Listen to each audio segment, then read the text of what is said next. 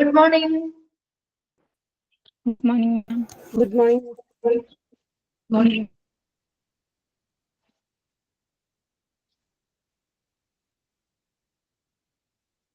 Okay, നമ്മൾ കഴിഞ്ഞ ക്ലാസ്സിൽ എവിടെ വരെ എടുത്തിയത്? ഹോസ്പിറ്റൽ കൺസൾട്ടന്റ് പറഞ്ഞില്ലേ? അതിലെ പോയിന്റ്സ് പറഞ്ഞു മാം. 5 പോയിന്റ്. 5 പോയിന്റ്സ് പറഞ്ഞു. അത്രയും വരെയാണ് നിർത്തിയത് അല്ലേ? അതെ മാം.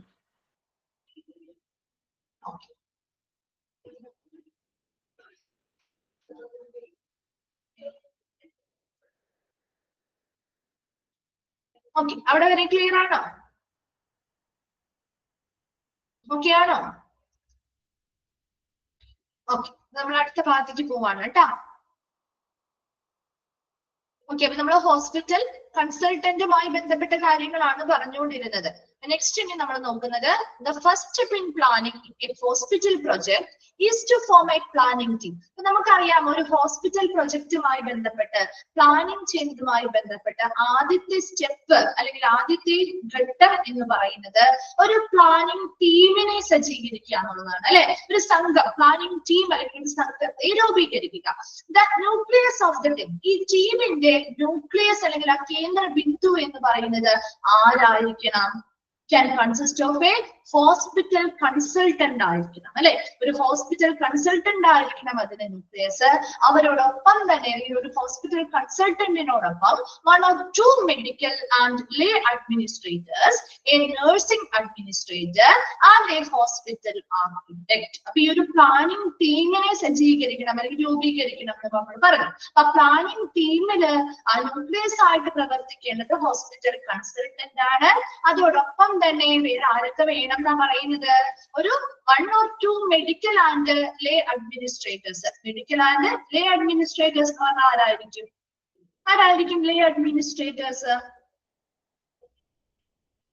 ആരായിരിക്കാം?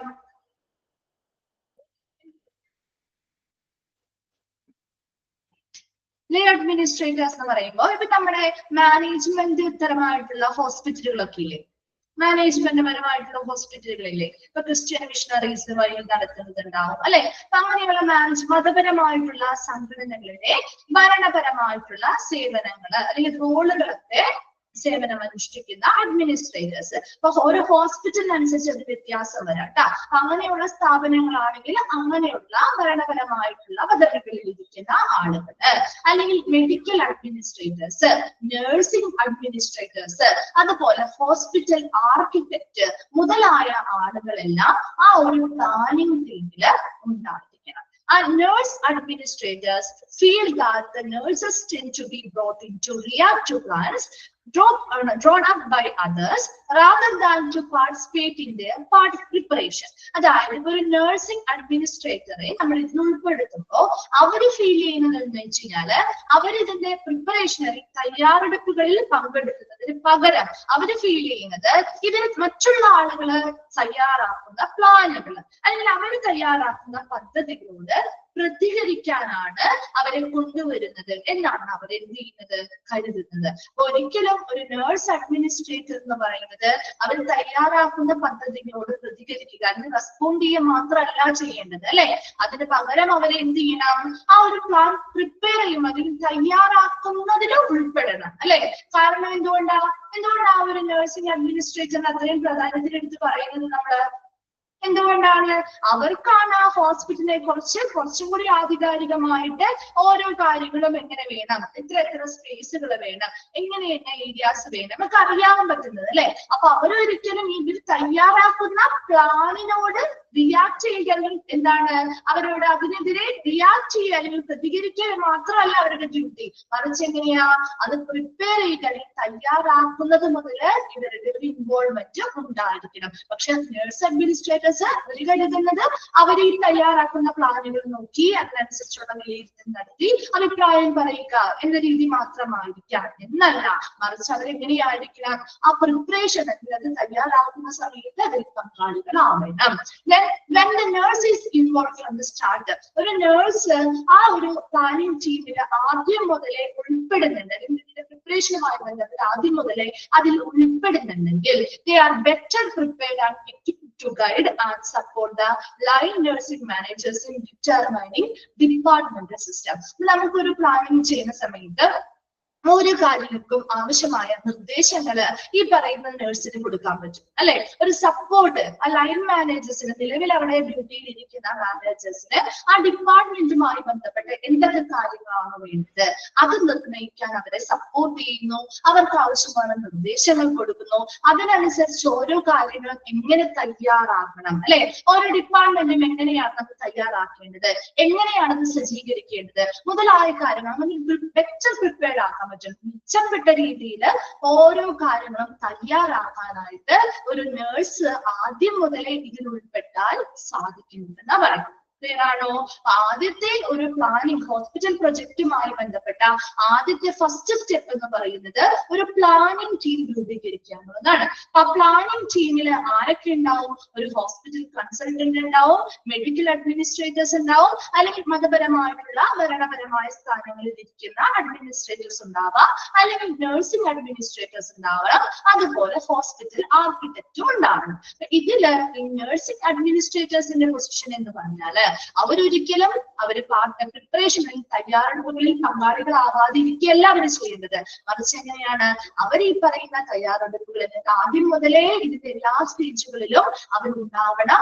അതിനനുസരിച്ചുള്ള ഒരു തയ്യാറെടുപ്പ് പ്രിപ്പയർ ചെയ്യുന്ന സമയം മുതൽ ഇവരുടെ നിർദ്ദേശങ്ങളും ഇവരുടെ സപ്പോർട്ടും മതിയായ അളവിൽ കൊടുത്താൽ മാത്രമേ അതിനനുസരിച്ച് ഓരോ ഡിപ്പാർട്ട്മെന്റുകളും തയ്യാറാക്കാനും സജ്ജീകരിക്കാനും സാധിക്കുകയുള്ളൂ. ക്ലിയർ ആണോ പാരഗ്രാഫ്? ഓക്കെ ആണോ?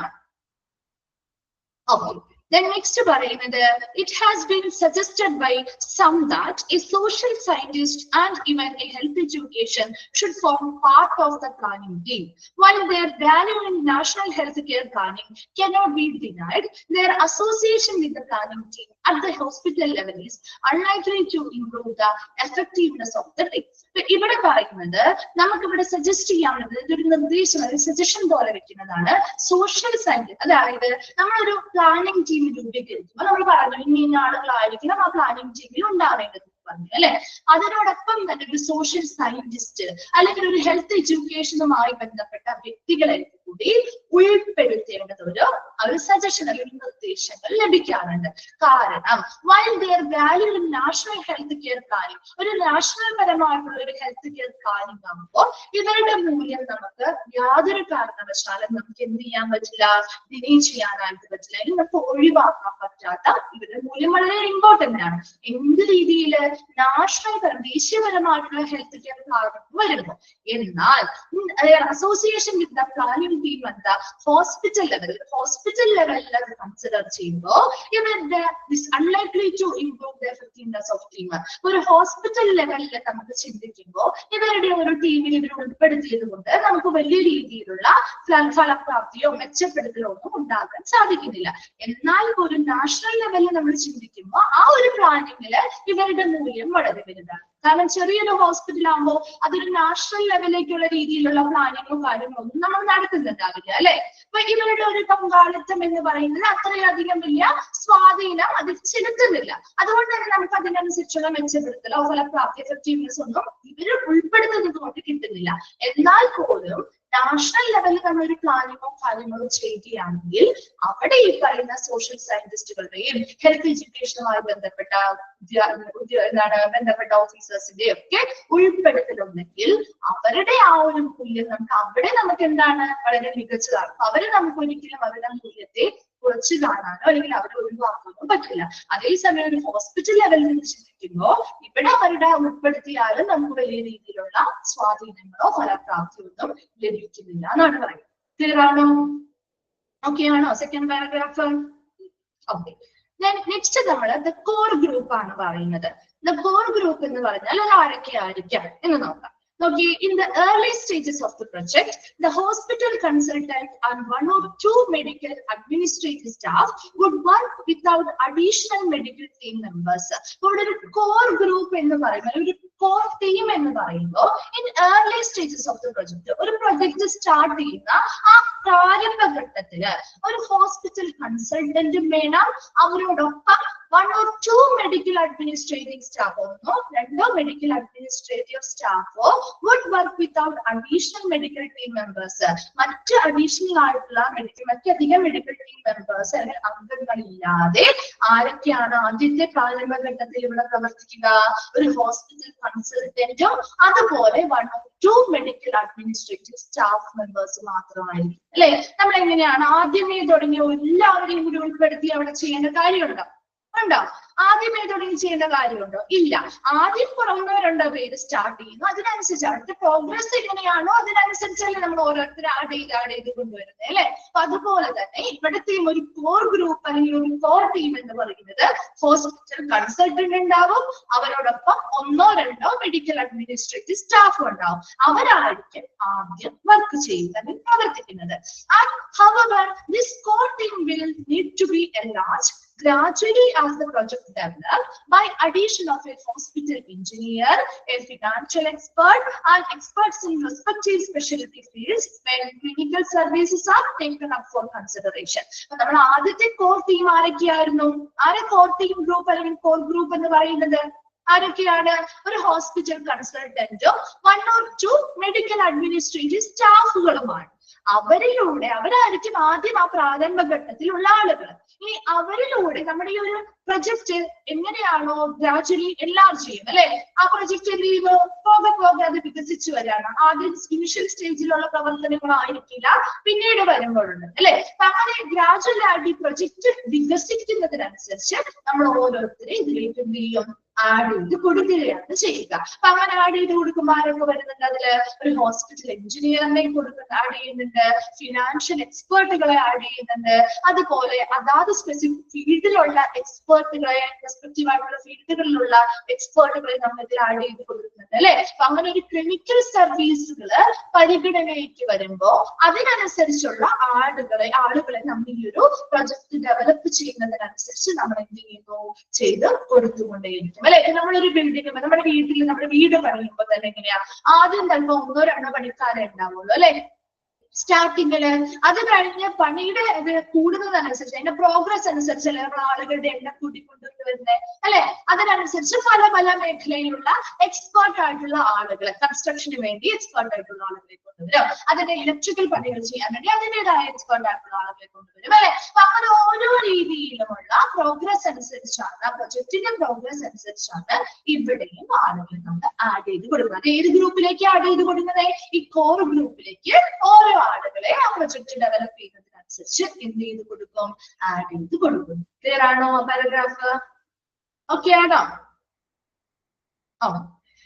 Next one ആണ് planning requires understanding of the nature of activities and their impact on each other. അപ്പൊ ഇവിടെ എപ്പോഴും ഇങ്ങനെയുള്ള ഒരു പ്ലാനിങ് എന്ന് പറയുന്നത് നമ്മൾ അവിടുത്തെ പ്രവർത്തനങ്ങൾ എങ്ങനെയാണ് അല്ലെ, nature of activities and their impact on each other. അപ്പൊ എപ്പോഴും നമ്മളൊരു സ്ഥാപനം, ഇപ്പൊ ഒരു ഹോസ്പിറ്റൽ പ്ലാൻ ചെയ്യുമ്പോഴാണെങ്കിലും അവിടുത്തെ പ്രവർത്തനങ്ങളുടെ സ്വഭാവം എങ്ങനെയാണ്, and their impact on each other. അത് രണ്ടും അങ്ങനെ ഒരു പ്രവർത്തനം കൊണ്ടുവരുമ്പോൾ അത് മറ്റുള്ളവരുമായിട്ട് എങ്ങനെയാണ് സ്വാധീനം ചെലുത്തുന്നത്, ഈ പറയുന്ന എല്ലാ കാര്യങ്ങളും മനസ്സിലാക്കിയിട്ടായിരിക്കണം ഒരു പ്ലാനിങ് അല്ലെങ്കിൽ ആസൂത്രണം നടത്തേണ്ടത്. ഒരു സർവീസ് അറ്റ് എ ടൈം കൊണ്ടുവരുമ്പോൾ ആ സർവീസ് മറ്റൊരു സർവീസിനെ ബാധിക്കരുത് അല്ലെ.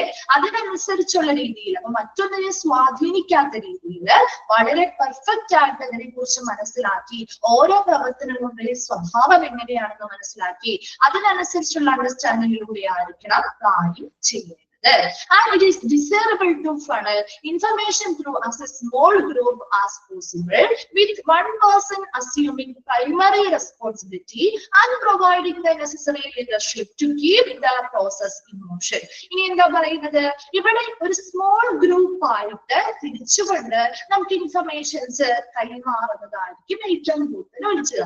അതായത് ഇവിടെ ഒരു വ്യക്തി ഒരു ഗ്രൂപ്പായിട്ട് തിരിച്ചിട്ടുണ്ടെങ്കിൽ, ഒരു പ്ലാനിങ് വേണ്ടിയിട്ട് ഒരു ഗ്രൂപ്പായിട്ട് തിരിച്ചു, അതിൽ ഒരു വ്യക്തിക്കായിരിക്കണം പ്രൈമറി റെസ്പോൺസിബിലിറ്റി, ഒരു വ്യക്തിയായിരിക്കണം അതിന് ഉത്തരവാദിത്തം ഏറ്റെടുക്കേണ്ടത്. ആ വ്യക്തിയായിരിക്കണം പ്രൊവൈഡിംഗ് ദ നെസസറി ലീഡർഷിപ്പ്, അവരായിരിക്കണം ബാക്കിയുള്ളവർക്ക് ഒക്കെ ആവശ്യമായ നേതൃത്വങ്ങൾ നൽകാനും ആ പ്രോസസ്സ് വളരെ സുഗമമായിട്ട് മുന്നോട്ട് കൊണ്ടുപോകാനും. ഒരു ഹോസ്പിറ്റലിൽ ഒരു ടീം നമ്മൾ ക്രിയേറ്റ് ചെയ്യുമ്പോൾ, ഒരു പ്ലാനിങ്ങിന് വേണ്ടി ഒരു ടീം ക്രിയേറ്റ് ചെയ്യുമ്പോൾ അതിലൊരു വ്യക്തിക്ക് അതിനുള്ള ലീഡർഷിപ്പും റെസ്പോൺസിബിലിറ്റിയും കൊടുക്കുക. മനസ്സിലാവുന്നുണ്ടോ? അതിനുശേഷം അവരുടെ കൂടെ ആയിരിക്കണം, അവരുടെ നേതൃത്വത്തിലായിരിക്കണം മറ്റുള്ള ആളുകളുടെ അല്ലെങ്കിൽ അതിന് കീഴിലുള്ള പ്രവർത്തനങ്ങൾ നടക്കേണ്ടത്. എന്നാൽ മാത്രമേ അവർ നല്ല രീതിയിലുള്ള ഇൻഫർമേഷൻസ് അങ്ങോട്ടും ഇങ്ങോട്ടും കൈമാറ്റം ചെയ്യാനും അവിടുത്തെ പ്രക്രിയകൾ അല്ലെങ്കിൽ ആ പ്രോസസ്സ് നന്നായി നടത്തി കൊണ്ടുപോകാനും സാധിക്കും. ഓക്കെ ആണോ അത്? ഓക്കെ, നമ്മുടെ നെക്സ്റ്റ് അടുത്തൊരു വിഭാഗത്തിലേക്ക് പോവാണ്. Hospital consultant, communication and leadership. Okay, funding bodies, government and community agencies, the professional and social groups, suppliers and consumers, who all are involved at various stages of the planning process and fail to communicate effectively. അതായത് ഇപ്പൊ ഇവിടെ ഒത്തിരി പേര് ഇപ്പൊ ഒരു planning പ്രോസസ്സിൽ ഒരുപാട് ആളുകൾ പങ്കാളികളാവുന്നുണ്ട് അല്ലെ, പല പല സ്റ്റേജുകളിൽ പല ആളുകളും ഇതിൽ പങ്കാളികളാവുന്നുണ്ട്. ഫണ്ടിങ് ബോഡീസ് പങ്കാളികളാവുന്നുണ്ട്, ഗവൺമെന്റ് ചിലപ്പോൾ പങ്കാളികളാവുന്നുണ്ടാവും, കമ്മ്യൂണിറ്റി ഏജൻസികൾ പങ്കാളികളാവുന്നുണ്ടാവും, പ്രൊഫഷണൽ ആയിട്ടുള്ള സോഷ്യൽ ഗ്രൂപ്പുകള്, സപ്ലയേഴ്സ്, കൺസ്യൂമേഴ്സ് മുതലായ ഒരുപാട് ആളുകള് പല വിവിധ സ്റ്റേജുകളിലായിട്ട് ആ ഒരു പ്ലാനിങ് പ്രോസസ്സിന്റെ വിവിധ സ്റ്റേജുകളിലായിട്ട് ഇവരെല്ലാവരും ഇതിൽ പങ്കാളികളാവുന്നുണ്ടെങ്കിലും ഒരു ഫലപ്രദമായിട്ടുള്ള ഒരു ആശയവിനിമയം ചിലപ്പോൾ നടത്തുന്നതിൽ ഇവിടെ പരാജയം സംഭവിച്ചേക്കാം. അപ്പൊ നമ്മളൊരു നല്ല എഫക്റ്റീവ് ആയിട്ടുള്ള ഒരു കമ്മ്യൂണിക്കേഷൻ നടത്താത്തത് മൂലം ചിലപ്പോൾ നല്ല രീതിയിൽ അവിടെ ആ ഒരു പ്ലാനിങ് നല്ല സക്സസ്ഫുൾ ആയിട്ട് നടത്തണമെന്നില്ല. അതുകൊണ്ട് തന്നെ ഇവിടെ ഒരു റോൾ അല്ലെങ്കിൽ നല്ലൊരു കമ്മ്യൂണിക്കേഷൻ നടത്താതെ നല്ലൊരു തീരുമാനത്തിലൊന്നും നമുക്ക് എത്തിച്ചേരാൻ പറ്റില്ല അല്ലെ. നല്ല രീതിയിൽ കമ്മ്യൂണിക്കേറ്റ്, എല്ലാവരും ഉൾപ്പെടുന്നുണ്ടെങ്കിലും നല്ല രീതിയിൽ ഒരു ആശയവിനിമയം നടന്നാൽ മാത്രമല്ലേ നമുക്കൊരു തീരുമാനങ്ങൾ അല്ലെങ്കിൽ ഇന്ന കാര്യം ചെയ്യാം അല്ലെങ്കിൽ ഇന്ന കാര്യങ്ങൾ നമുക്ക് മുന്നോട്ട് പോവാം എന്ന് തീരുമാനിക്കാൻ പറ്റുള്ളൂ. അതേസമയം അങ്ങനെ ഒരു ഫലപ്രദമായ ആശയവിനിമയം നടക്കാത്തത് കൊണ്ട് ആ ഒരു റോള് അല്ലെങ്കിൽ ആ ഒരു പങ്കാളിത്തം അത് ആരാണ് ഏറ്റെടുക്കുക? ഹോസ്പിറ്റൽ കൺസൾട്ടന്റ് ആണ്. അവരാണ് therefore is to maintain a progress in the decision making by coordinating their work. അവിടുത്തെ വർക്കുകളൊക്കെ ഏകോപിപ്പിച്ച് ഇവരെല്ലാവരുടെയും വർക്കുകൾ ഏകോപിപ്പിച്ച് അല്ലെങ്കിൽ കോർഡിനേറ്റ് ചെയ്ത് ഒരു ഡിസിഷൻ മേക്കിംഗ് എന്ന് പറയുന്ന ഒരു പ്രക്രിയയുടെ അല്ലെങ്കിൽ ഒരു പ്രോഗ്രസ് അല്ലെങ്കിൽ ആ ഒരു പുരോഗതി നിലനിർത്തി കൊണ്ടുപോകുന്നതിന്റെ പങ്ക് ആർക്കാണുള്ളത്? ആർക്കാണ്?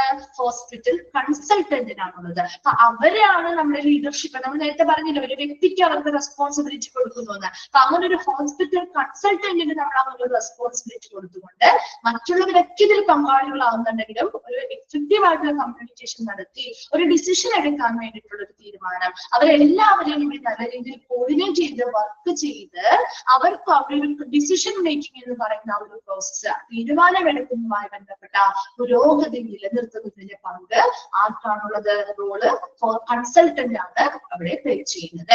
And they must fully understand the proposals and their implications of financial, man power and other sources.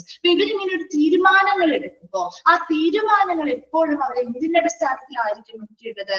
Must fully understand. ഓരോ കാര്യങ്ങളും മുഴുവനായിട്ടും അണ്ടർസ്റ്റാൻഡ് ചെയ്ത് മനസ്സിലാക്കിയിട്ട് വേണം ഈ തീരുമാനങ്ങൾ എടുക്കാനായിട്ട്. അതായത് ഒരു പ്രൊപ്പോസൽ അല്ലെങ്കിൽ ഒരു നിർദ്ദേശങ്ങൾ നൽകുമ്പോൾ അത് അവിടെ നടപ്പിലാക്കുന്നതുമായി ബന്ധപ്പെട്ട് അതിന്റെ ഇംപ്ലിക്കേഷൻസ് നടപ്പിലാക്കുന്നതുമായി ബന്ധപ്പെട്ടുള്ള പ്രത്യാഘാതങ്ങൾ എന്തൊക്കെയായിരിക്കാം, അതിന്റെ ബെനിഫിറ്റ്സ് എന്തൊക്കെയായിരിക്കാം മുതലായ ഫിനാൻഷ്യൽ പരമായിട്ടുള്ള കാര്യങ്ങളാവാം, മാൻ പവറുമായി ബന്ധപ്പെട്ട കാര്യങ്ങളാവാം, അല്ലെങ്കിൽ മറ്റു വിഭവങ്ങളുമായി ബന്ധപ്പെട്ട് ഒരു നിർദ്ദേശം അല്ലെങ്കിൽ തീരുമാനം എടുക്കുമ്പോൾ ആ തീരുമാനം നടപ്പിലാകുമ്പോൾ വരുന്ന നേട്ടങ്ങളും പ്രത്യാഘാതങ്ങളും എല്ലാം സാമ്പത്തികപരമായിട്ടുള്ള കാര്യങ്ങളാവാം, മാൻ പവറുമായി ബന്ധപ്പെട്ട കാര്യങ്ങളാവാം, അല്ലെങ്കിൽ മറ്റു വിഭവങ്ങളുമായി ബന്ധപ്പെട്ട കാര്യങ്ങളാവാം. ഇതെല്ലാം പൂർണ്ണമായിട്ട് മനസ്സിലാക്കിയിട്ട് വേണം ആ ഒരു ഡിസിഷൻ എടുക്കാനായിട്ട്.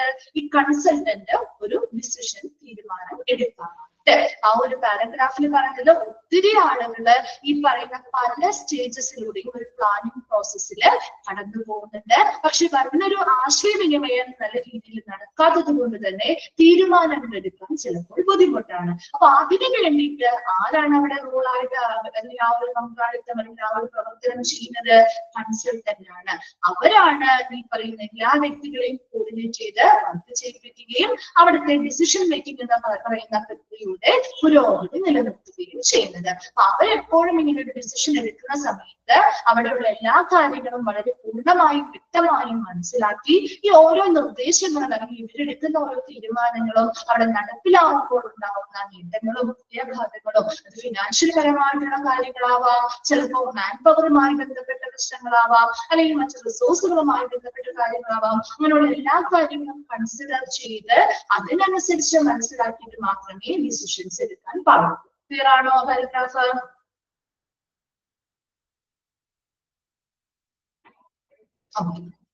Then next പറയുന്നത് many decisions have to be made before the architect appears on the scene. നോക്കിയേ, ഇപ്പൊ നമുക്ക് പല തീരുമാനങ്ങളും നമ്മളൊരു ആർക്കിടെക്ട് വരുന്നതിന് മുൻപ് തന്നെ നമ്മൾ എടുക്കാറുണ്ട് അല്ലെ. നമ്മുടെ വീട്ടിലൊക്കെ ഒരു ബിൽഡിംഗ് ഒക്കെ പണിയുന്നതുമായി ബന്ധപ്പെട്ട് ഒരു ആർക്കിടെക്ട് വരുന്നതിന് മുൻപ് തന്നെ നമ്മൾ കുറെ തീരുമാനങ്ങളൊക്കെ എടുത്ത് വെക്കാറില്ലേ. ഇന്നെ ആയിരിക്കണം എങ്കിൽ നമുക്ക് ഒരു ഫിക്സഡ് ആയിട്ടൊരു തീരുമാനം, ഒരു ഡിസിഷൻ ഉണ്ടാവും അല്ലെ. അപ്പൊ അങ്ങനെ കുറച്ച് കാര്യങ്ങൾ, കുറച്ച് തീരുമാനങ്ങൾ നമ്മൾ ആ ഒരു ആർക്കിടെക്ട് ഈ ഒരു സീനിലേക്ക് വരുന്നതിന് മുൻപ് തന്നെ നമ്മൾ കുറച്ച് തീരുമാനങ്ങളൊക്കെ എടുക്കാറുണ്ട്. If the planning body has not been able to make such decision, planning ബോഡിക്ക് ഇങ്ങനെയുള്ള തീരുമാനങ്ങൾ എടുക്കാൻ പറ്റുന്നില്ല എന്ന് വിചാരിക്കും. Then it develops about the architect. ഇനി ഇത് നമ്മൾ അവർ ആർക്ക് കൊടുക്കും? ഇപ്പൊ നമ്മുടെ വീട്ടിലുള്ള ആളുകൾക്ക് നമുക്കൊരു ബിൽഡിംഗ് പണിയണം. ആ ബിൽഡിംഗ് പണിയാൻ വേണ്ടിയിട്ട് നമ്മൾ ചിലപ്പോൾ നമ്മുടെ കുറെ ഇഷ്ടമുള്ള കാര്യങ്ങൾ അനുസരിച്ച് നമ്മൾ കുറച്ച് തീരുമാനങ്ങൾ എടുത്തിട്ടുണ്ടാവും അല്ലെ. കിച്ചൺ ഇന്ന ഏരിയ ആയിരിക്കണം, മറ്റു കാര്യങ്ങൾ ഇന്ന ഇടത്തായിരിക്കണം. അത് നമ്മൾ നിർബന്ധമായിട്ട് നമ്മൾ പറയുന്ന കുറച്ച് തീരുമാനങ്ങളായിരിക്കും. അത് നമ്മുടെ ആർക്കിടെക്റ്റിന്റെ അഭിപ്രായത്തിനൊന്നും നിൽക്കില്ല. നമ്മൾ നേരെ തീരുമാനം എടുത്തിട്ടുണ്ടാവും അല്ലെ.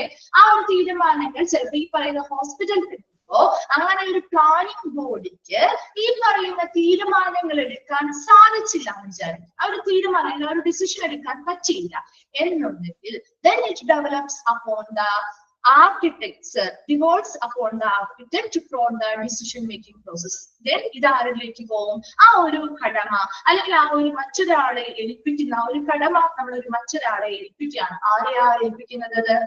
ആർക്കിടെക്റ്റിനെ ആയിരിക്കും ഏൽപ്പിക്കുക. Then to prone the decision making. എന്നിട്ട് അവരെ നമ്മൾ എന്ത് ചെയ്യുന്നു? ആർക്കിടെക്റ്റിനെ ആ ഒരു കടമ ഏൽപ്പിച്ച് അവരെ പ്രചോദനം നൽകി ഡിസിഷൻ മേക്കിംഗ് പ്രോസസ്സിലേക്ക് അവരെ നയിക്കുകയും ചെയ്യുന്നു. To ask the controversial questions at the time to catch on bully in leading the way to decision making. അതിനുവേണ്ടി അവരോട് എന്ത് ചെയ്യുന്നു? അങ്ങനെ ഓരോ കാര്യങ്ങളെ കുറിച്ചും അവരോട് കോൺട്രവേഴ്ഷ്യൽ ആയിട്ടുള്ള ക്വസ്റ്റ്യൻസ് ചോദിക്കുക, വിവാദപരമായിട്ടുള്ള പലതരത്തിലുള്ള ചോദ്യങ്ങൾ ചോദിച്ചു. ഇങ്ങനെ ചെയ്താല് ഇങ്ങനെ വരുമോ? നമുക്ക് കുറെ ക്വസ്റ്റ്യൻസ് ഉണ്ടാവും അല്ലെ.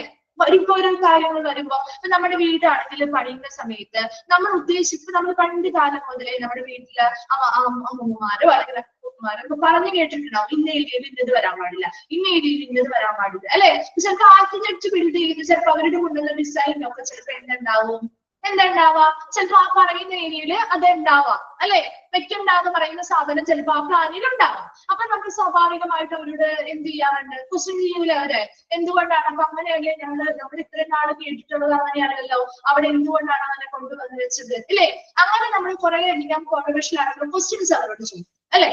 അതുപോലെ തന്നെ അവർക്ക് ചില കാര്യങ്ങൾ നമുക്ക് ഇഷ്ടപ്പെടും അല്ലെ. ചിലർ അവരുടെ ഡിസൈൻ നമുക്ക് ഭയങ്കര ഇഷ്ടപ്പെടും. ചില കാര്യങ്ങളൊക്കെ ചിലപ്പോൾ മോഡേൺ ആയിട്ടുള്ള കിച്ചൺ ഒക്കെ ആണെങ്കിൽ അല്ലെങ്കിൽ റൂമുകളൊക്കെ നല്ല ഇന്റീരിയർ ഡിസൈൻ ഒക്കെ ചെയ്ത രീതിയിലാണ് ചെയ്തിരിക്കുന്നത്, അല്ലെങ്കിൽ കുറച്ചുകൂടി വെന്റിലേഷൻ കിട്ടുന്ന രീതിയിലാണ് ചെയ്തിരിക്കുന്നതെങ്കിൽ നമുക്ക് ഇഷ്ടപ്പെടുമ്പോൾ നമ്മൾ അവർക്ക് എന്ത് ചെയ്യുന്നു? കാച്ചുവലി അങ്ങനെ പ്രചോദനം കൊടുക്കുക, അല്ലെങ്കിൽ അവരെ പ്രൊമോട്ട് ചെയ്യുക, പ്രോത്സാഹനം കൊടുക്കുക. അപ്പൊ അങ്ങനെ പ്രോത്സാഹനം കൊടുത്ത് അവരെന്ത് ചെയ്യുന്നു? ഒരു തീരുമാനം എടുക്കുന്നതിലേക്ക് നമ്മൾ നയിക്കുകയാണ് ചെയ്യുന്നത്. And here it must be understood that architects start by asking questions. ഇവിടെ എപ്പോഴും ഒരു ആർക്കിടെക്ട് മനസ്സിലാക്കേണ്ട ഒരു കാര്യം, ആർക്കിടെക്ട് എപ്പോഴും സ്റ്റാർട്ട് ചെയ്ത് ഇപ്പൊ നമ്മളൊരു വീട് പണിയാൻ പോവാണ്, നമ്മളൊരു ആർക്കിടെക്റ്റിനെ കണ്ടു. അവരാദ്യം നമ്മളോട് ചോദിക്കുന്ന ക്വസ്റ്റ്യൻ എന്തായിരിക്കും? ആദ്യം നമ്മളോട് ചോദിക്കുന്ന ക്വസ്റ്റ്യൻ എന്തായിരിക്കും? നമുക്ക് സ്ഥലവും കാര്യങ്ങളൊക്കെ ഉണ്ട്, സ്ഥലവും കാര്യങ്ങളൊക്കെ ആണെങ്കിൽ നമ്മുടെ ബഡ്ജറ്റ് എത്രയാണെന്ന് ചോദിക്കും അല്ലെ. ആദ്യം ഇവർ ചോദിക്കുന്ന കാര്യമില്ലേ, എത്ര രൂപ നിങ്ങൾക്ക് ആ ഒരു വീടിന് വേണ്ടി പണിയാൻ വേണ്ടി ചിലവാക്കാൻ നിങ്ങളുടെ കയ്യിലുണ്ട് അല്ലെ. ആ ഒരു ബഡ്ജറ്റ് വെച്ചിട്ടാണ് അവർ ആ പ്ലാൻ തയ്യാറാക്കുള്ളൂ അല്ലെ. അല്ലാതെ പ്ലാൻ തയ്യാറാക്കി വലിയൊരു പ്ലാനൊക്കെ കൊണ്ടുവന്നിട്ട് ഇത്ര രൂപയാവും എന്ന് പറഞ്ഞാൽ നമ്മൾ സമ്മതിക്കുമോ? ഇല്ല. അപ്പൊ നമ്മൾ എപ്പോഴും അവർ ചോദിക്കുന്ന ഒരു കാര്യം, ഈ പറയുന്ന പ്ലാൻ തയ്യാറാക്കാൻ നിങ്ങൾക്ക് ഇതിനു വേണ്ടി എത്ര രൂപ ചിലവാക്കാൻ സാധിക്കും. അതാണ്. അപ്പൊ ഇവിടെയും അത് തന്നെ ഒരു ആർക്കിടെക്ട് ആദ്യം ചോദിക്കുന്ന ഒരു ക്വസ്റ്റ്യൻ ആണ്, on the total budget expenditure for the project. ആ പ്രൊജക്ടിന് വേണ്ടി എത്ര രൂപ നിങ്ങൾ ചിലവാക്കാനുണ്ട്, അല്ലെ എത്ര രൂപ എത്ര ബഡ്ജറ്റ് ചിലവാക്കാൻ സാധിക്കും. ആൻഡ് ഫോർ ഒബ്വിയസ് റീസൺ, അവർക്ക് അതിൻ്റെതായ വ്യക്തമായ കാരണങ്ങൾ കൊണ്ടാണ് അവർ ചോദിക്കുന്നത്, അല്ലെ വ്യക്തമായ കാരണങ്ങളുണ്ട്. കാരണം അതിനനുസരിച്ചാണ് അവർക്ക് പ്ലാൻ തയ്യാറാക്കാൻ പറ്റുള്ളൂ, അല്ലെ അല്ലാതെ ഒത്തിരി തുകയൊക്കെ വെച്ചുള്ള പ്ലാൻ തയ്യാറാക്കിയിട്ട് അത് നടപ്പിലാവുന്നില്ലെങ്കിൽ അത് വേസ്റ്റ് അല്ലേ. അപ്പൊ അതിനനുസരിച്ച് അവർക്ക് പ്ലാൻ തയ്യാറാക്കാൻ വേണ്ടി വ്യക്തമായ കാരണങ്ങൾ വെച്ച് അവർ ഈ പറയുന്ന ആദ്യം ചോദിക്കുന്ന ഒരു ക്വസ്റ്റ്യൻ ആണ്, എത്ര ബഡ്ജറ്റ് എക്സ്പെൻഡിച്ചർ നിങ്ങൾക്ക് അതിനു വേണ്ടി മുടക്കാൻ സാധിക്കും. And initiative must remain with the planning body. അതിന്റെ ആരംഭം ആരുടെ കയ്യിൽ തന്നെയാണ്, ആ ഒരു പ്ലാനിംഗ് ബോഡിയാണ് അതിനുള്ള ഇനിഷ്യേറ്റീവ് അല്ലെങ്കിൽ അതിനുള്ള കാര്യങ്ങൾ കൊടുക്കുന്നത്. അപ്പൊ എപ്പോഴും ഒരു ഡിസിഷൻ മേക്കിംഗ് നടത്തേണ്ടത് ആർക്കിടെക്ട് വരുന്നതിന് മുൻപ് കുറച്ച് തീരുമാനങ്ങൾ നമ്മൾ എടുത്തു വെക്കാറുണ്ട്. എന്നാൽ ചില സമയങ്ങളിൽ ഈ പ്ലാനിംഗ് ബോഡിക്ക് അങ്ങനെയുള്ള തീരുമാനങ്ങൾ എടുക്കാൻ പറ്റാതെ വന്നാൽ ആ പ്ലാനിംഗ് ചെയ്യേണ്ട അല്ലെങ്കിൽ അതിനുള്ളൊരു കടമ നമ്മൾ ആർക്കാണ് നിക്ഷേപിക്കുന്നത്, ആർക്കാണ് കൊടുക്കുന്നത്, ആർക്കിടെക്റ്റിനാണ് അതിനുള്ള കടമ നമ്മൾ കൊടുക്കുന്നത്. അപ്പൊ മറ്റൊരാളെ ഏൽപ്പിക്കുകയാണ് നമ്മൾ ആ ഒരു കടമ. അങ്ങനെ മറ്റൊരാളെ ഏൽപ്പിക്കുമ്പോൾ അവർക്ക് ആവശ്യമായ പ്രചോദനങ്ങളും കാര്യങ്ങളും നൽകി നമ്മൾ ആ ഒരു ഡിസിഷൻ മേക്കിംഗ് പ്രോസസ്സിലേക്ക് അവർ നയിക്കുന്നു. അപ്പൊ അവർ തരുന്ന പ്ലാനും കാര്യങ്ങൾക്കും ചിലപ്പോൾ നമുക്ക് എന്തെങ്കിലും താല്പര്യമില്ലായ്മയുണ്ടെങ്കിൽ നമ്മൾ അവിടെ കുറച്ച് കോൺട്രവേഴ്ഷ്യൽ ആയിട്ടുള്ള ക്വസ്റ്റ്യൻസും കാര്യങ്ങളും അവരോട് ചോദിച്ച് അവരിൽ നിന്ന് അതിനനുസരിച്ചുള്ള മറുപടി കാര്യങ്ങൾ കിട്ടി നമ്മൾ ചിലപ്പോൾ നല്ലതാണെങ്കിൽ നമ്മൾ അതിനനുസരിച്ചുള്ള പ്രോത്സാഹനങ്ങളോ പ്രചോദനങ്ങളോ ഒക്കെ നൽകി ആ ഒരു ഡിസിഷൻ മേക്കിങ്ങിലേക്ക് നമ്മൾ അവരെ നയിക്കുകയാണ് ചെയ്യുന്നത്. അപ്പൊ അവർ തീരുമാനമെടുക്കാനായിട്ട് നമ്മൾ ആ ഒരു കടമ ആർക്കിടെക്റ്റിനെ ഏൽപ്പിക്കുന്നു. ഇനി അങ്ങനെ അവർ ആർക്കിടെക്റ്റിനെ ഏൽപ്പിച്ച് കഴിയുമ്പോൾ അവർ ആദ്യം ചോദിക്കുന്ന ഒരു ക്വസ്റ്റ്യൻ ആയിരിക്കും ടോട്ടൽ ബഡ്ജറ്റ് എക്സ്പെൻഡിച്ചർ. ആ ഒരു പ്രൊജക്ടിന് വേണ്ടി നമ്മുടെ ബഡ്ജറ്റ് എക്സ്പെൻഡിച്ചർ എത്ര രൂപ നമ്മൾ ആ ബഡ്ജറ്റുമായി ബന്ധപ്പെട്ട് ചിലവാക്കുന്നുണ്ട്, എത്ര രൂപയാണ് നിങ്ങൾ വിചാരിച്ചിരിക്കുന്ന തുക. ആ ഒരു തുക മനസ്സിലാക്കിയാൽ മാത്രമേ അവർക്ക് കൃത്യമായ പ്ലാനും കാര്യങ്ങളും തയ്യാറാക്കാനും തീരുമാനമെടുക്കാനും സാധിക്കുകയുള്ളൂ. അതിനു വേണ്ടിയുള്ള ആരംഭം കൊടുക്കേണ്ടത് എപ്പോഴും പ്ലാനിംഗ് ബോഡിയാണ്. അതിനു വേണ്ടിയുള്ള ഇനിഷ്യേറ്റീവ്സ് എടുക്കേണ്ടത്. ക്ലിയർ ആണോ ആ പാരഗ്രാഫ്? ഓക്കെ ആണോ? ഓക്കെ. നെക്സ്റ്റ് ഹോസ്പിറ്റൽ ആർക്കിടെക്റ്റുമായി ബന്ധപ്പെട്ട് കുറച്ച് കാര്യങ്ങളാണ് കേട്ടോ. നോക്കി, the architect has to acquire an understanding of the comprehensive technical and administrative needs of the hospital. ഒരു ആർക്കിടെക്റ്റിന് ജസ്റ്റ് വെറുതെ അങ്ങ് പോയി പ്ലാനോ കാര്യങ്ങളോ തയ്യാറാക്കാൻ പറ്റില്ല, അല്ലെ. അവർക്ക് ആ ഹോസ്പിറ്റലുമായി ബന്ധപ്പെട്ട സമഗ്രമായിട്ടുള്ള സാങ്കേതികപരമായിട്ടും അതുപോലെ അഡ്മിനിസ്ട്രേറ്റീവ് പരമായിട്ടുള്ള എല്ലാ ആവശ്യകതകളും മനസ്സിലാക്കി വെച്ചുകൊണ്ട് വേണം ഒരു ആർക്കിടെക്ട് പ്ലാനുകൾ തയ്യാറാക്കാനായിട്ട്.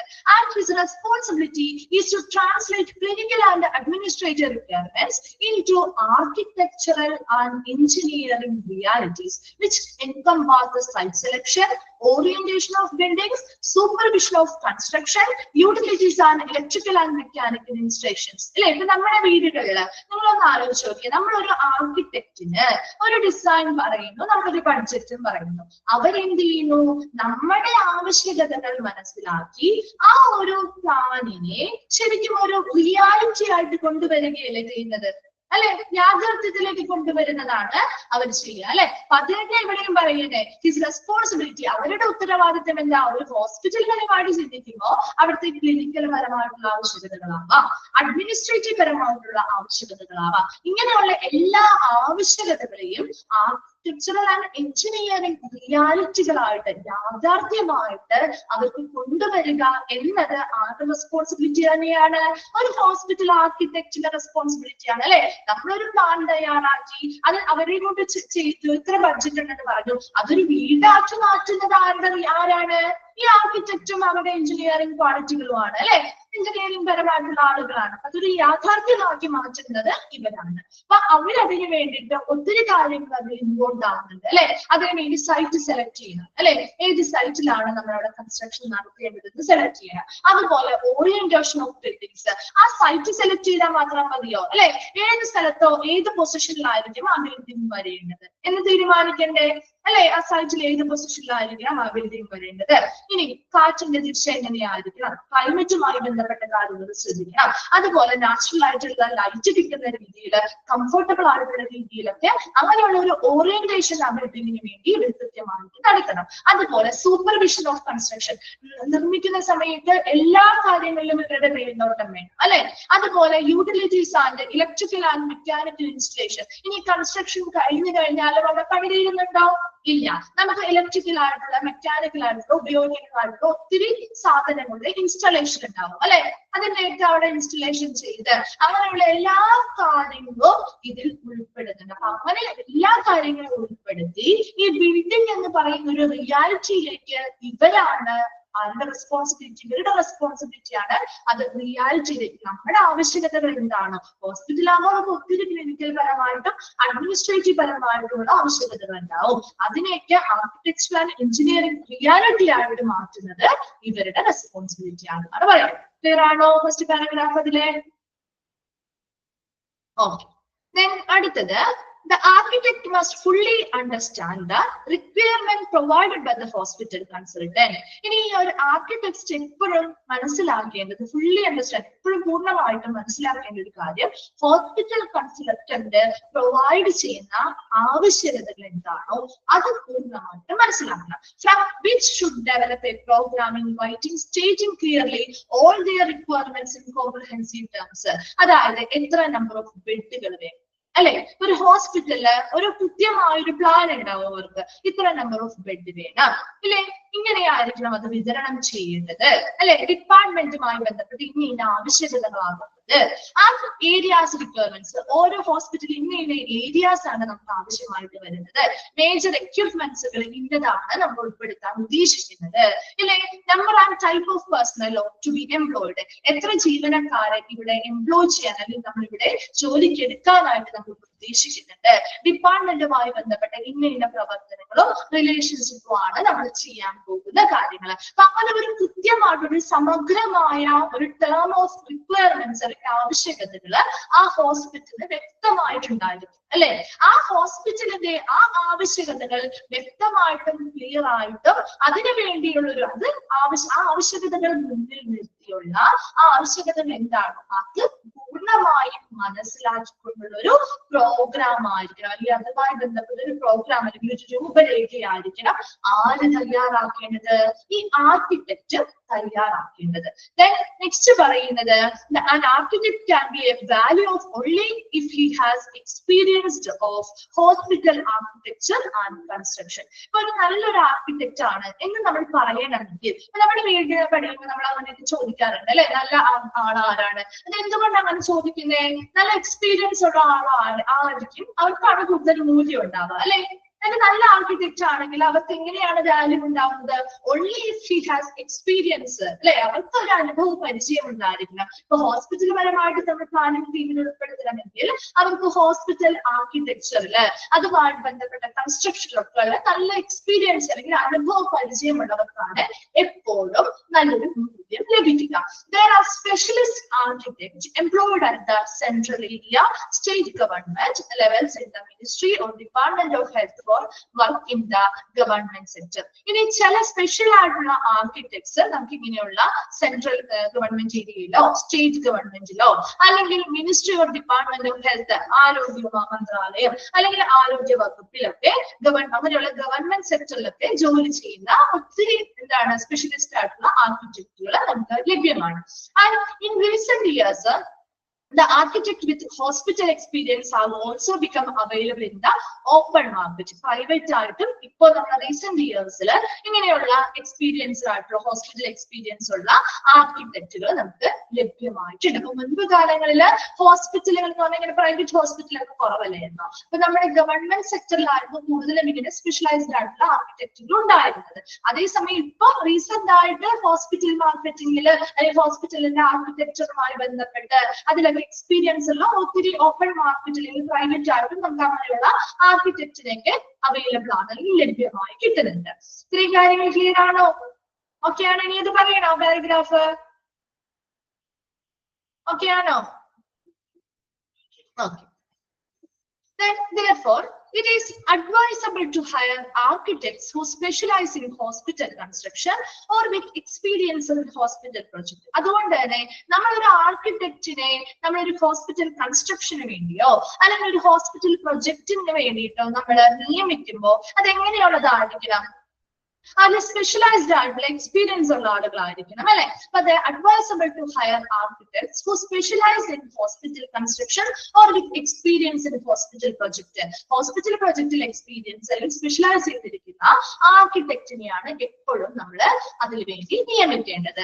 As the project goes on, architects and engineer without previous experience in hospital building can be employed in an executive capacity but detrimental to the project. അപ്പൊ ചില സമയങ്ങളിൽ നമുക്ക് അങ്ങനെ ഒരു ഹോസ്പിറ്റലിൽ നല്ല എക്സ്പീരിയൻസ്ഡ് ആയിട്ടുള്ള അല്ലെങ്കിൽ നല്ല രീതിയിൽ സ്പെഷ്യലൈസ്ഡ് ആയിട്ടുള്ള ഒരു ആർക്കിടെക്റ്റിനെ കണ്ടെത്താൻ കിട്ടുന്നില്ല എന്ന് വിചാരിച്ചു. അപ്പൊ നമ്മൾ സ്വാഭാവികമായിട്ടും പ്രൊജക്ട് മുന്നോട്ട് കൊണ്ടുപോകാൻ വേണ്ടി ചിലപ്പോൾ നമ്മളൊരു ആർക്കിടെക്റ്റിനെയോ പ്രീവിയസ് എക്സ്പീരിയൻസ് ഒന്നും ഇല്ലാത്ത ഒരു ആർക്കിടെക്റ്റിനെയോ ഒരു എഞ്ചിനീയറെയോ നമ്മൾ ഇതിൽ ഉൾപ്പെടുത്തേണ്ടതായിട്ട് വരാം.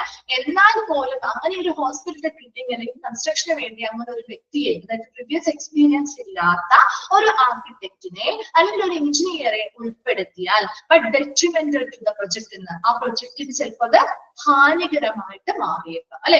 നല്ലൊരു എക്സ്പീരിയൻസ് ഉള്ള ഒരാളാണെങ്കിൽ അവർക്ക് ഓരോ കാര്യങ്ങളെ കുറിച്ച് വ്യക്തമായ ഒരു അറിവുണ്ടാവും. അതേസമയം ഒരു എക്സ്പീരിയൻസ് ഇല്ലാത്ത ഒരു വ്യക്തിയാണ് നമ്മൾ ആ പ്രൊജക്ട് മുന്നോട്ട് കൊണ്ടുപോയേ പറ്റുള്ളൂ എന്നൊരു സിറ്റുവേഷൻ നമ്മൾ സ്വാഭാവികമായിട്ടും നമുക്ക് കിട്ടുന്നവരെ പിടിച്ച് നമ്മൾ അതിലേക്ക് ഉൾപ്പെടുത്തും അല്ലെ. അപ്പൊ അങ്ങനെ ചെയ്യുമ്പോൾ അത് സ്വാഭാവികമായിട്ടും ആ ഒരു പ്രൊജക്ടിനെ ചിലപ്പോൾ ഹാനികരമായിട്ട് ബാധിച്ചെന്നും വരാം. ഇത്രയും ക്ലിയർ ആണോ? അപ്പൊ പാരഗ്രാഫ് പറയണോ ഇനി? ഓക്കെ ആണോ? അപ്പൊ ഇത്രയും വേഗം ഒന്ന് വായിച്ചു നോക്കിയാൽ മിസ് എടുത്ത ഭാഗങ്ങൾ വേഗം ഒന്ന് വായിച്ചിട്ട് എന്തെങ്കിലും ഡൗട്ട് ഉണ്ടെങ്കിൽ ചോദിക്കാം കേട്ടോ.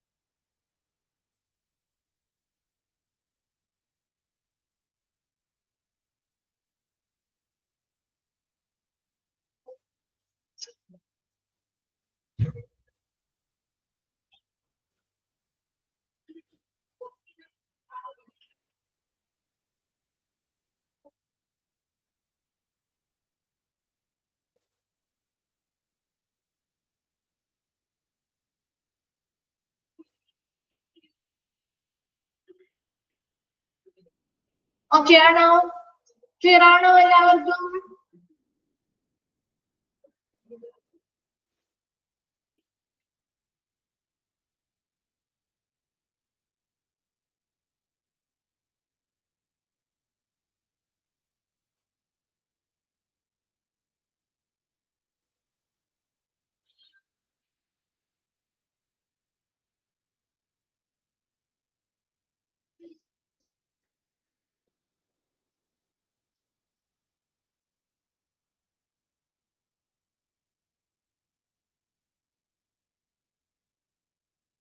ഓക്കെ ക്ലിയർ ആണോ? ഓക്കെ മിസ് അടുത്ത ഭാഗത്തേക്ക് പോവാണ് കേട്ടോ. നെക്സ്റ്റ് വരുന്നത് generally a hospital project goes through the following phases. ഒരു ഹോസ്പിറ്റൽ പ്രൊജക്ട് ഈ പറയുന്ന ഫോളോയിങ് ഫേസസിലൂടെയാണ് പ്രധാനമായിട്ടും കടന്നു പോകുന്നത്. നമ്മൾ ഒരു ബിൽഡിങ്ങുമായി ബന്ധപ്പെട്ട് നിങ്ങളൊന്ന് ആലോചിച്ച് കിട്ടാവുന്ന കാര്യങ്ങളുള്ളൂ കേട്ടോ. ഫസ്റ്റ് വൺ ആണ് ഇൻസെപ്ഷൻ. എന്തായിരിക്കും ഇൻസെപ്ഷൻ എന്ന് പറയുമ്പോൾ? ഒരു ഇനിഷ്യൽ സ്റ്റേജ് അല്ലെ, ഒരു തുടക്കം അല്ലെങ്കിൽ ഒരു ആരംഭം എന്ന് നമുക്ക് പറയാം അല്ലെ. എന്തിനും ഒരു ആരംഭം വേണമല്ലോ അല്ലെ. നമ്മളൊരു വീടിനിപ്പോ നമ്മുടെ വീടിനൊക്കെ ആണെങ്കിൽ ഒരു തുടക്കം കുറിക്കുന്നത് എങ്ങനെയാണ്? ഒരു കല്ലിട്ട് നമ്മൾ കല്ലിടൽ ചടങ്ങ് നടത്തി നമ്മൾ ആരംഭം കുറിക്കും അല്ലെ, ഒരു തുടക്കം കുറിക്കില്ലേ, ഒരു ഇനിഷ്യൽ ഫേസ്. അത് തന്നെ, അതാണ് കല്ലിടൽ ചടങ്ങ് പോലെ ഇവിടെയും ഒരു ആരംഭം അല്ലെങ്കിൽ ഇനിഷ്യൽ സ്റ്റേജ് ആണ്. അതായത് ഇവിടെ ആ ഒരു ഹോസ്പിറ്റലിന്റെ മിഷൻ എന്തായിരിക്കണം, സ്കോപ്പ് എന്തായിരിക്കണം, ഒബ്ജക്റ്റീവ് എന്തായിരിക്കണം, ഇതൊക്കെ നിർണ്ണയിക്കുകയാണ് ചെയ്യും. മനസ്സിലായോ? ആ ഒരു ഹോസ്പിറ്റൽ വരുന്നതിന് മുൻപ് തന്നെ ഇവർ ഇതൊക്കെ ചെയ്യണം അല്ലെ. അപ്പൊ അതിനുവേണ്ടി ഒരു ഇനിഷ്യൽ അല്ലെങ്കിൽ ഒരു ഇനിഷ്യൽ ഫേസ് ആണ്, അല്ലെങ്കിൽ ഒരു ആരംഭഘട്ടമാണ് ഇൻസെപ്ഷൻ എന്ന് പറയുന്നത്. ഓക്കെ അല്ലേ?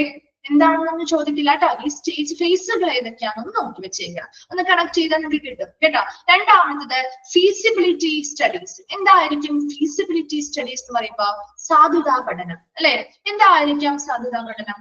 ഒരു ഹോസ്പിറ്റൽ കൺസ്ട്രക്ട് ചെയ്യുന്നു, അല്ലെങ്കിൽ ഒരു ഹോസ്പിറ്റൽ ഉണ്ടായിട്ടില്ല, നമ്മൾ ഉണ്ടാക്കാൻ പോകുന്നേ ഉള്ളൂ, കൺസ്ട്രക്ഷന് വേണ്ടി പോകുന്നേ ഉള്ളൂ. അവിടെ അതിന്റെ സാധുത അല്ലെങ്കിൽ ഫീസിബിലിറ്റി സ്റ്റഡി നടത്തുന്നത് എന്തിനു വേണ്ടിയായിരിക്കും? അത് പ്രാക്ടിക്കബിൾ ആണോ അല്ലെ? ഈ ഒരു ഹോസ്പിറ്റൽ നിർമ്മിച്ച് അത് പ്രാക്ടിക്കബിൾ ആക്കി കൊണ്ടുവരാൻ നമുക്ക് സാധിക്കുമോ അല്ലെ? അത് അച്ചീവബിൾ ആണോ? ഈ ഒരു ലക്ഷ്യം നമുക്ക് നേടിയെടുക്കാൻ സാധിക്കുമോ? അതിനുവേണ്ടി മാർക്കറ്റിലെ ഡിമാൻഡ് എത്രത്തോളമാണെന്ന് അനലൈസ് ചെയ്യുന്നു. അതുപോലെ ഫിനാൻഷ്യൽ റിസോഴ്സ് നമ്മുടെ കയ്യിൽ എത്രത്തോളം ഉണ്ട് എന്ന് അനലൈസ് ചെയ്യുന്നു. ഇതൊക്കെയാണ് ഫീസിബിലിറ്റി സ്റ്റഡീസിൽ ചെയ്യുന്നത്. ക്ലിയർ ആണോ? മനസ്സിലായോ? അപ്പൊ നമുക്കൊരു മനസ്സിൽ നമുക്കൊരു ആരംഭമുണ്ട്. നമുക്ക് ഇന്നൊരു ഹോസ്പിറ്റലിൽ പഠിക്കാൻ വിചാരിച്ചിട്ട് മാത്രം കാര്യമുണ്ടോ? ഇല്ല. നമ്മുടെ കയ്യിൽ അതിനുള്ള ഫിനാൻഷ്യൽ റിസോഴ്സ് ഉണ്ടോന്ന് അറിയാം അല്ലെ. അതുപോലെ തന്നെ നമ്മുടെ മാർക്കറ്റില് അനലൈസ് ചെയ്ത് എത്രത്തോളം ഡിമാൻഡ് ഇപ്പൊ ആ ഹോസ്പിറ്റലുകൾക്കുണ്ട് എന്ന് മനസ്സിലാക്കണം. അത് നമുക്ക് പ്രാക്ടിക്കബിൾ ആണോ, നടപ്പിലാക്കാൻ സാധിക്കുമോ, നമുക്കത് നേടിയെടുക്കാൻ പറ്റുമോ ഈ ഒരു ലക്ഷ്യം, ഇതൊക്കെ നമ്മൾ പഠിക്കണം. അതാണ് ഫീസിബിലിറ്റി സ്റ്റഡീസ് പറയുന്നത്. ഓക്കെ ആണോ? രണ്ട് സ്റ്റേജ് ക്ലിയർ ആണോ? ഇൻസെപ്ഷനും ഫീസിബിലിറ്റി സ്റ്റഡീസും മനസ്സിലായി. മൂന്നാമത് ഔട്ട്ലൈൻ പ്രപ്പോസൽ. എന്തായിരിക്കും? ഒരു രൂപരേഖ, ഒരു ഔട്ട്ലൈൻ നമ്മൾ തയ്യാറാക്കുന്നു അല്ലെ. ഈ ഒരു ഹോസ്പിറ്റലുമായി ബന്ധപ്പെട്ട് കൺസ്ട്രക്ഷനുമായി ബന്ധപ്പെട്ട് ഒരു ഔട്ട്ലൈൻ. ഇന്ന കാര്യങ്ങളായിരിക്കണം നമ്മൾ അത് ഉൾപ്പെടുത്തേണ്ടത്, അതിനുവേണ്ടി ഇന്ന ഇടമായിരിക്കണം നമ്മൾ കണ്ടെത്തേണ്ടത് എന്നൊരു മൊത്തത്തില് ജനറൽ ആയിട്ടുള്ള ഒരു ഔട്ട്ലൈൻ അല്ലെങ്കിൽ ഒരു രൂപരേഖ തയ്യാറാക്കും. ദെൻ നാലാമത് സ്കീം ഡിസൈൻ. എന്ന് വെച്ചാൽ എന്തായിരിക്കും സ്കീം ഡിസൈൻ എന്ന് പറയുമ്പോ? എന്തായിരിക്കാം? ഒരു ജനറൽ നമ്മുടെ വീട് ബിൽഡ് ചെയ്യുന്നു. നമ്മളെ ബിൽഡ് ചെയ്ത് കഴിയുമ്പോൾ അവർ ആദ്യം നമുക്കൊരു ജനറൽ ആയിട്ടുള്ള ഒരു ഡിസൈൻ കൊണ്ടുവന്ന് കാണിച്ചു തരില്ലേ. ഡീറ്റെയിൽ ആയിട്ടുള്ള ഡിസൈൻ അല്ല, ജസ്റ്റ് ജനറൽ ആയിട്ട് ഡ്രോ ചെയ്തിട്ട് പിന്നെ ഈ ഏരിയയിൽ ഇങ്ങനെ വെച്ചാൽ മതിയോ, നമുക്ക് ഉറപ്പിച്ചിട്ടില്ല. അത് നമുക്ക് ജസ്റ്റ് ജനറൽ ആയിട്ടുള്ള ഒരു ഡിസൈൻ കൊണ്ടുവന്ന് കാണിച്ചു തരാം. കണ്ടിട്ടുണ്ടോ നിങ്ങളത്? ആദ്യം ജസ്റ്റ് വെറുതെ ഇന്ന ഇത്ര ഏരിയ മീറ്റർ ഒന്നും അവരതിൽ കാണിച്ചിട്ടുണ്ടാവില്ല. ജസ്റ്റ് ഇന്ന ഏരിയ റഫായിട്ട് അതന്നെ റഫായിട്ട് നമുക്ക് കൊണ്ടുവന്ന് കാണിച്ചു തരും. ഇന്ന ഏരിയയിൽ ഇന്നത് വരിക. അപ്പൊ ചിലപ്പോൾ നമുക്ക് മാറ്റങ്ങൾ വരുത്തണമെങ്കിൽ നമുക്ക് ആ ഒരു ഏരിയയിൽ പറയാൻ പറ്റും നമുക്ക് അല്ലെ. ഇന്ന ഏരിയയിൽ വേണ്ട, നമുക്ക് ഇന്ന ഏരിയ ആണ് നമുക്ക് കുറച്ചും കൂടി താല്പര്യം എന്ന് പറയുകയാണെങ്കിൽ മാറ്റാം. അപ്പൊ ഇന്ന കൃത്യമായിട്ടുള്ള ആ ഏരിയ ഇത്ര വേണം അങ്ങനെയൊന്നും ചെയ്തിട്ടില്ല. ഒരു റഫായിട്ട് ഒരു ഡിസൈൻ രൂപകൽപ്പന ചെയ്യും. അതിനുശേഷം ഡീറ്റെയിൽ ഡിസൈൻ ഉണ്ടാകും അല്ലെ. ആ സ്കീം ഡിസൈനില് എന്തെങ്കിലുമൊക്കെ വ്യത്യാസങ്ങൾ വരുത്തണമെങ്കിൽ ആ വ്യത്യാസങ്ങളൊക്കെ വരുത്തി ഒരു ഡീറ്റെയിൽഡ് ആയിട്ടുള്ള ഡിസൈൻ കൊണ്ടുവന്ന് തരും ഇല്ലേ. ഓരോ ബിൽഡിങ്ങിന്റെയും ആ റൂം ഇത്ര സ്ക്വയർ ഫീറ്റ് ആയിരിക്കും, ഇത്ര മീറ്റർ കഴിഞ്ഞിട്ടായിരിക്കും അതിന്റെ ബാത്റൂം, ഇങ്ങനെയുള്ള ഡീറ്റെയിൽ ഡിസൈൻ തരാറില്ലേ ഇവര്, ചെയ്യാറില്ലേ. അതാണ് അടുത്തത് വരുന്നത്. ഇത്രയും കിട്ടിയോ? 5 കിട്ടിയോ? ഇൻസെപ്ഷൻ നമ്മൾ പറഞ്ഞു, ഫീസിബിലിറ്റി സ്റ്റഡി പറഞ്ഞു, outline proposal, scheme design, detail design. 5 പറഞ്ഞു. നമുക്ക് ഒന്ന് കണക്ട് ചെയ്ത് വെച്ചാൽ മനസ്സിലാവുന്നുള്ളൂ കേട്ടോ. അടുത്തതാണ്, അപ്പൊ ഇപ്പൊ ഹോസ്പിറ്റൽ ആവുമ്പോ നമ്മൾ എന്ത് ചെയ്യാറ്? നമ്മൾ കരാർ ഏൽപ്പിക്കാറില്ലേ വീട്ടിൽ, നമ്മൾ വീടൊക്കെ പണിയുമ്പോ ഇല്ലേ. അതുപോലെ ഹോസ്പിറ്റൽ ആവുമ്പോൾ നമ്മൾ അത് എന്താ ചെയ്യാ? കരാർ വെക്കാൻ വേണ്ടി നമ്മൾ എന്ത് ചെയ്യും? ടെൻഡർ കൊടുക്കും അല്ലെ. ടെൻഡർ അല്ലേ വിളിക്കുന്നത് ഹോസ്പിറ്റലില്? ടെൻഡർ വിളിക്കും. അടുത്ത പ്രോസസ്. അപ്പൊ ഡീറ്റെയിൽഡ് ആയിട്ടൊരു ഡിസൈൻ നമ്മുടെ കയ്യിൽ കിട്ടിയിട്ടുണ്ട്. അപ്പൊ ആ ഡിസൈൻ അനുസരിച്ച് ആരാണോ നിർമ്മാണം നടത്താൻ താല്പര്യമുള്ള ആളുകൾ അവർക്ക് വേണ്ടിയുള്ള ടെൻഡർ ഓപ്ഷൻസ് അല്ലെങ്കിൽ ടെൻഡർ നടപടികൾ വിളിക്കുകയാണ് അടുത്തത് ചെയ്യുന്നത്. അപ്പൊ ടെൻഡർ വന്നിട്ട് അവർ തരുന്ന ടെൻഡറിനനുസരിച്ച് ഏറ്റവും നമുക്ക് അനുയോജ്യമായിട്ടുള്ള ടെൻഡർ ഏതാണോ അത് നമ്മൾ സെലക്ട് ചെയ്യും അല്ലെ. നമ്മൾ അതിനനുസരിച്ച് സെലക്ട് ചെയ്ത് അവർക്ക് നമ്മൾ എന്ത് ചെയ്യുന്നു? ആ നിർമ്മാണ ചുമതല കൊടുക്കും അല്ലെ. അടുത്തത് അപ്പൊ എന്താണ്? കൺസ്ട്രക്ഷൻ ആണ്. അവര് ടെൻഡറേറ്റ് എടുത്തു, അവര് നിർമ്മാണം തുടങ്ങി അല്ലെ, കൺസ്ട്രക്ഷൻ തുടങ്ങി. ഇനി കൺസ്ട്രക്ഷൻ ഒക്കെ പൂർത്തിയായി കഴിഞ്ഞാല് അടുത്തതാണ് കമ്മീഷനിങ് ചെയ്യുക എന്ന് പറയുന്നത്. എന്തായിരിക്കും ഒരു ഹോസ്പിറ്റലിലെ കമ്മീഷനിങ് എന്ന് പറയുന്നത്? എന്തായിരിക്കാം? എന്തൊക്കെ ഉറപ്പുവരുത്തുന്നതായിരിക്കാം കമ്മീഷനിങ്? ക്യാഷ് അല്ല. കമ്മീഷനിങ് എന്ന് പറയുമ്പോ നമ്മുടെ ആ ഹോസ്പിറ്റല് എല്ലാ ഫെസിലിറ്റികളും സ്റ്റാൻഡേർഡ്സ് മീറ്റ് ചെയ്യുന്നുണ്ടോ?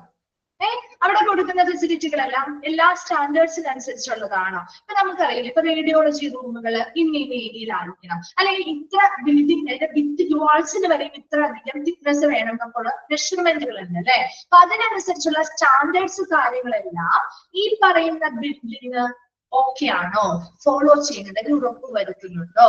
റെഗുലേഷൻസ്, നിയന്ത്രണങ്ങള്, അതുപോലെ ആവശ്യകതകളെല്ലാം ഓപ്പറേഷൻസ് പ്രവർത്തന സജ്ജമാക്കിയിട്ടില്ല നമ്മൾ ഈ ഹോസ്പിറ്റലിൽ കേട്ടോ.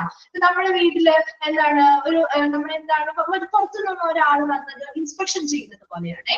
അപ്പൊ അവരെന്ത് ചെയ്യുന്നു, വന്ന ഈ ഹോസ്പിറ്റൽ ഓക്കെയാണ്, അത് പ്രവർത്തിച്ചു തുടങ്ങിയിട്ടില്ല, തുടങ്ങുന്നതിന് മുൻപാണ് ഇവർ കമ്മീഷനിങ് ചെയ്യുന്നത്. അപ്പൊ അതിന്റെ സ്റ്റാൻഡേർഡ്സ് ഒക്കെ ഓക്കെയാണ്, അവരെല്ലാ റെഗുലേഷൻസും പാലിക്കുന്നുണ്ട്. അപ്പൊ എല്ലാ രീതിയിലും ഉള്ളത് ഇപ്പൊ ഒരു ഡിസാസ്റ്ററുമായി ബന്ധപ്പെട്ട കാര്യങ്ങൾ വരെയും അത് ഉൾപ്പെടുത്തേണ്ടതായിട്ട് വരുന്നത് നമ്മൾ പറഞ്ഞു അല്ലെ. അങ്ങനെയുള്ള എല്ലാ കാര്യങ്ങളും നിയമവശങ്ങളും റൂൾസും അതുപോലെ റെഗുലേഷൻസ് എല്ലാം പാലിക്കുന്നുണ്ട്. എല്ലാ സ്റ്റാൻഡേർഡിനനുസരിച്ചാണ് ഇവർ ബിൽഡിംഗ് ചെയ്തിരിക്കുന്നത്. അങ്ങനെയുള്ള കാര്യങ്ങളൊക്കെ ഓപ്പറേഷന് മുൻപ് safety, security, quality of care ഇതെല്ലാം നമ്മൾ എന്ത് ചെയ്യുന്നു, എന്താണ് ഒരു വെരിഫൈ ചെയ്യുന്ന പ്രക്രിയയാണ് കമ്മീഷനിങ് എന്ന് പറയുന്നത്. ക്ലിയർ ആണോ? ഓക്കെ ആണോ? ഇനി കമ്മീഷനിങ് കഴിഞ്ഞ് കഴിയുമ്പോ പിന്നെ എന്തായിരിക്കാം? കമ്മീഷനിങ് കഴിഞ്ഞ് ഓക്കെ ആണ്, പിന്നെ എന്തായിരിക്കാം? ഷേക്ക് ഡൗൺ എന്ന് പറയുമ്പോ എന്താവാം? ഹോസ്പിറ്റൽ ഓപ്പൺ ചെയ്യുന്നത് അല്ലെ. ഹോസ്പിറ്റൽ ഓപ്പൺ ചെയ്യുന്ന പ്രോസസ് തന്നെയാണ്. ഹോസ്പിറ്റൽ ഓപ്പൺ ചെയ്യുന്നു, അവിടെ ആവശ്യമായിട്ടുള്ള സ്റ്റാഫുകളെയൊക്കെ നമ്മൾ എന്ത് ചെയ്യുന്നു, മതിയായ ജീവനക്കാരൊക്കെ അവിടെ അപ്പോയിന്റ്മെന്റ് ചെയ്ത് അത് വളരെ സ്മൂത്ത് ആൻഡ് എഫിഷ്യന്റ് ആയിട്ട് അവിടെ ഓപ്പറേഷൻസ് നടത്തുന്നതിനെയാണ് ഷേക്ക് ഡൗൺ പ്രോസസ് എന്ന് പറയുന്നത്. അപ്പൊ ഈ പറയുന്ന 9 കാര്യങ്ങളും ഒരു ഹോസ്പിറ്റൽ പ്രൊജക്റ്റുമായി ബന്ധപ്പെട്ട് ഫോളോ ചെയ്യുന്ന ഫേസുകളാണ്. ഇൻസ്പെക്ഷൻ നമ്മൾ പറഞ്ഞു, ഫീസിബിലിറ്റി സ്റ്റഡീസ് പറഞ്ഞു, ഔട്ട്ലൈൻ പ്രൊപ്പോസൽസ് പറഞ്ഞു, scheme design, detail design, tender action, construction, commissioning, shake down. ഇത്രയും ഓക്കെ ആണോ? ഓരോ പ്രൊസീജിയറും ഓക്കെ അല്ലേ? Phases okay. Next പറയുന്നത് these phases can be grouped in the following 6 stages from A to F with evaluation as the last stage. അതായത് ഇപ്പൊ ഇവിടെ ഈ പറയുന്ന ഈ 9 ഫേസസും നമുക്ക് A to F എന്ന് പറയുന്ന ഒരു 6 സ്റ്റേജുകളിലായിട്ട് പറയും. അതായത് ഇപ്പൊ പഠിക്കാനല്ല, ജസ്റ്റ് ഒരു പോയിന്റ് പറഞ്ഞുള്ളൂ. A എന്ന് പറയുന്നത് ഇനിഷ്യൽ ഫേസ് ആണ് വരുന്നത്. അതിൽ എന്തൊക്കെ വരാം? ഒരു ഡിസൈനുമായി ബന്ധപ്പെട്ട പ്ലാനിങ് ആയിരിക്കും ആദ്യം അല്ലെ. നമ്മൾ പറഞ്ഞ കാര്യങ്ങൾ തന്നെ, അത് ഇൻസ്പെക്ഷൻ, ഫീസിബിലിറ്റി മുതലായ കാര്യങ്ങളാണ് എയിൽ വരുന്നത്. പ്ലാനിങ് ചെയ്യുന്നു, അതിന്റെ സാധ്യത പരിശോധിക്കുന്നു. ബിയിൽ വരുമ്പോൾ അതിനു വേണ്ടിയുള്ള ഡിസൈൻസുമായി ബന്ധപ്പെട്ട ആസൂത്രണങ്ങൾ നടത്തുന്നു. സിയിൽ വരുമ്പോ അവിടെ എന്താണ്, കൺസ്ട്രക്ഷൻ ആണ് നടത്തുന്നത്. നമ്മുടെ കൺസ്ട്രക്ഷൻ ചെയ്യാൻ വേണ്ടിയിട്ടുള്ള കാര്യങ്ങൾ ചെയ്യുന്നു. ഇനി ഡി ആവുമ്പോൾ അവിടെ കമ്മീഷനിങ് കാര്യങ്ങളാണ് വരുന്നത്. അത് കഴിഞ്ഞ് ഇ ആവുമ്പോൾ നമ്മൾ സ്റ്റാർട്ടപ്പ് ചെയ്യാനായിട്ടുള്ള കാര്യങ്ങൾ ആലോചിക്കുന്നു. ഇനി എഫ് ആവുമ്പോൾ അത് അവിടുത്തെ സസ്റ്റെയിൻഡ് ഓപ്പറേഷൻസ് അതുപോലെ തന്നെ അവിടെ നിലനിർത്തി കൊണ്ടുപോകുക എന്ന രീതിയാണ്. അപ്പൊ ഇതിൽ ഏറ്റവും ലാസ്റ്റ് എന്ന് പറയുന്നത് നമ്മുടെ ഇവാലുവേഷൻ ആണ്. ഈ പറയുന്ന കാര്യങ്ങളെല്ലാം ഒന്നും കൂടി വിലയിരുത്തുന്നതാണ് ഏറ്റവും ലാസ്റ്റ് സ്റ്റേജ് എന്നാണ് ഇവരിവിടെ പറയുന്നത്. അപ്പൊ അതിൽ ഏറ്റവും എഫ് എന്ന് പറഞ്ഞാൽ ഇത്രയേ ഉള്ളൂ. ഈ പറയുന്ന സ്റ്റേജ് ഫോളോ ഫേസസ് തന്നെ നമ്മൾ എ ഗ്രൂപ്പില്, ബി ഗ്രൂപ്പ് അങ്ങനെ തിരിച്ചിരിക്കുന്നത് മാത്രം കേട്ടോ. അല്ലാതെ ഇതിൽ എക്സ്ട്രാ ഒന്നും പഠിക്കാനൊന്നുമില്ല കേട്ടോ. അതിൽ ജസ്റ്റ് ഒന്ന് മനസ്സിലാക്കി വെച്ചാൽ മാത്രം മതി. നിങ്ങൾ ഈ ഒരു 9 എണ്ണവും നിങ്ങൾ ഒന്ന് കണക്ട് ചെയ്ത് വെച്ച് പഠിച്ചു വെച്ചേക്കണം കേട്ടോ. ഓക്കെ, ഞാൻ നമ്മൾ നെക്സ്റ്റ് ഈ ഒരു പിക്ചർ കൂടി നോക്കിയിട്ട് നമുക്ക് ഓഫ് ചെയ്യാം കേട്ടോ. Okay, different stages in building and promoting A new hospital. ഒരു ഹോസ്പിറ്റൽ ബിൽഡിംഗ് ചെയ്യുക അല്ലെങ്കിൽ പ്രൊമോട്ട് ചെയ്യുന്നതുമായി ബന്ധപ്പെട്ട കുറച്ച് സ്റ്റേജസ് ആണ് പഠിക്കുന്നത്. അതിൽ ഒന്നാണ് നിങ്ങൾക്ക് ഈ ഒരു പിക്ചറിൽ കാണിച്ചിരിക്കുന്നത് scheme of building A hospital. കാണുന്നുണ്ടോ? പിക്ചർ കാണുന്നുണ്ടോ?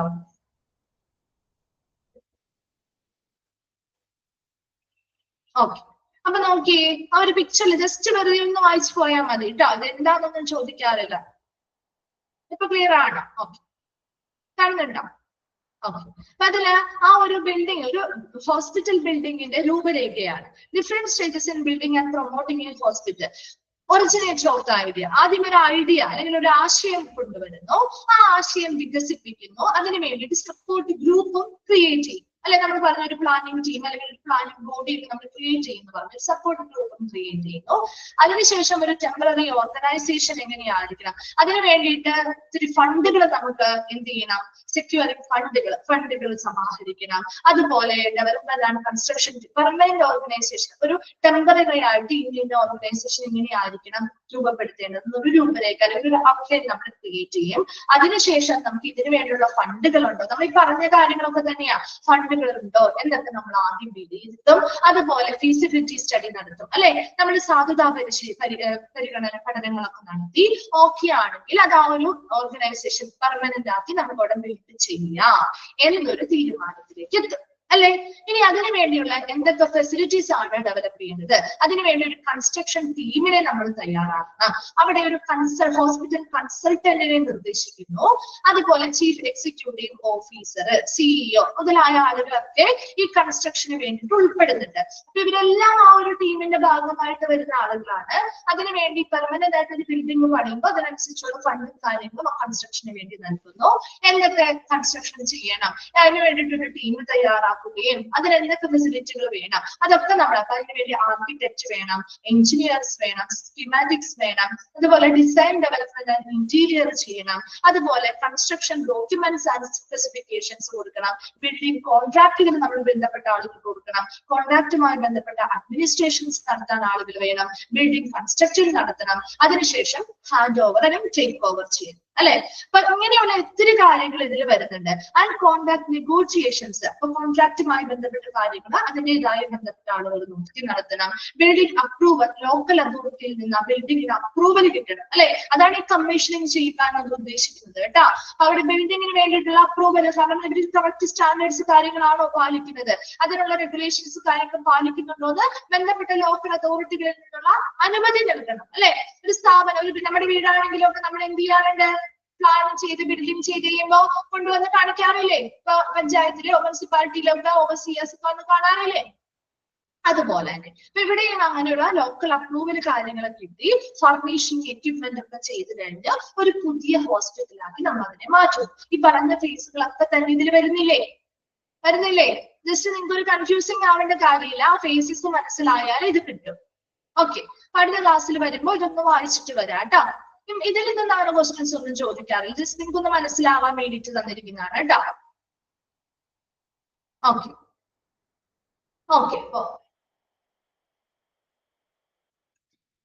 ഇപ്പൊ ഇത്രയും എടുത്തത് ക്ലിയർ ആണോ?